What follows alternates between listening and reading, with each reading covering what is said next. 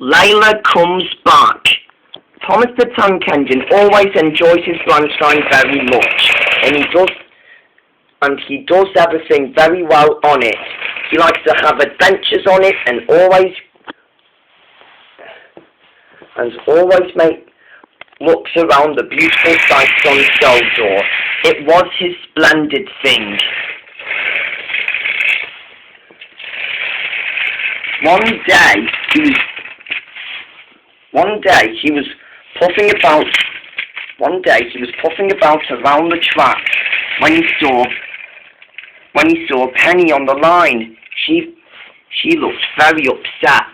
"What's the matter?" asked Thomas.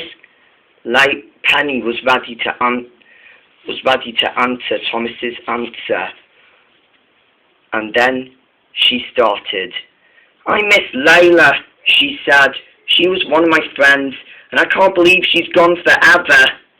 Thomas felt sorry for Penny.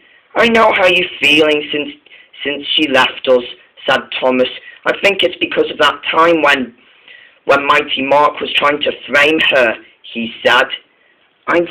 "That's what I used to think too," said Penny. "Don't worry about it," said Thomas. Don't worry about it," said Thomas. "I think she might come back." "You reckon?"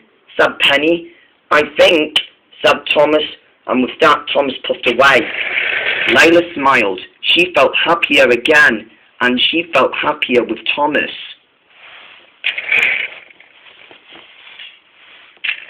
And then Thomas continued on his branch line. That evening, Thomas puffed into the station. He was feeling very tired. Just then he saw the Fat Controller with Layla. Thomas was shocked to see that Layla was back on Soldor. The Fat Controller finally spoke to Layla. "It has been a pleasure to have you back again," he said, and I'm sorry that I blamed you for the mess you've caused on my railway, and I'm pleased that you've come back." "Yes, sir, thank you, sir," said Layla. Just then, Thomas puffed in. He was very excited to see that Layla has returned. "You've come back," he said. "I thought you weren't going to come back." "I've decided now," said Layla. "I thought for a long time," she said to Thomas, that I wasn't going to come back. "I had to try again first," she said, and that's how I'm having a better life now," she said. The Fat Controller smiled. "Thomas," he said, "you seem to be tired. You can go to the sheds after your long run on your branch line." "Yes, sir, thank you, sir," said Thomas, and Thomas puffed away. Layla smiled, and she puffed back to the sheds to see her friends again. "Goodbye, sir," she said. "Goodbye, Layla," said the Fat Controller, and with that Layla and Thomas were gone, and the Fat Controller walked away. At the sheds, Thomas and Layla were still having a wonderful chat about how they got to know each other again all the time. But a few minutes later, however, Layla was tired of chatting and went to sleep. Thomas went to sleep as well, and they were right to think that they've got a big day coming ahead. Early next morning, the Fat Controller came. "Wake up, Layla," he said. I want you to take some slate trucks to the docks." "All right, sir," said Layla, and then Layla was out of the sheds and she puffed away. "Goodbye, Thomas," said Layla. "Goodbye, Layla," said Thomas cheerfully, and with that Layla was off.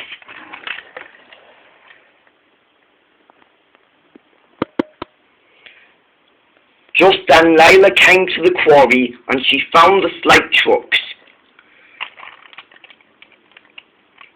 Layla's driver coupled Layla to the trucks and Layla was ready.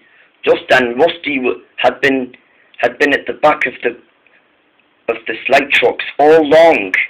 "Nice to have you back, Layla," said Rusty, and and he trundled away. "Thank you," said Layla politely, and then she was ready. Layla was on her guard and puffed away.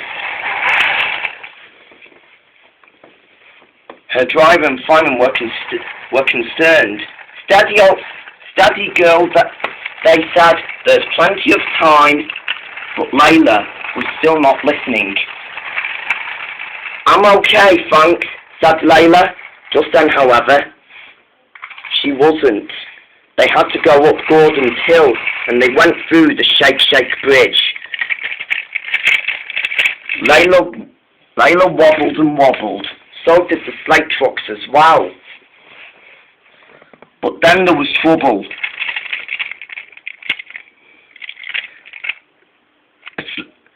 The first slate truck's front wheel came off the rails. Layla had to stop. Her driver and fireman examined the truck. "Oh dear," he said. This isn't good. We're stuck." Layla was worried and was very concerned as well.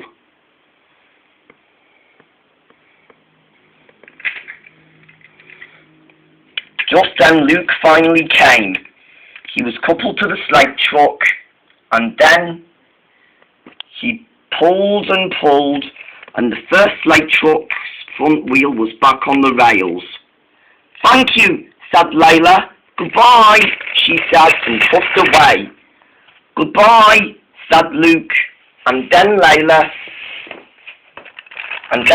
went down the hill, and she finally made it to the dock. "I've done it," she said, and with that, Layla had finally scored her victory.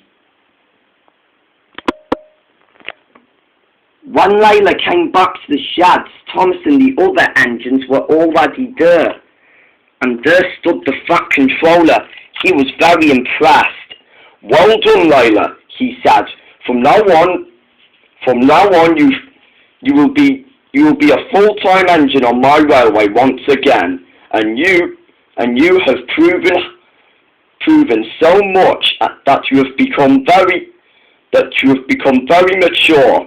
"Thank you, sir," said Layla. "I'm a really useful engine indeed." "Exactly," he said. "Bert and Nert would be proud. I'll go tell them that you've come back." And the Fat Controller walked away. Layla was happy to see Bert and Nert again, and with that, she was able to smile with joy.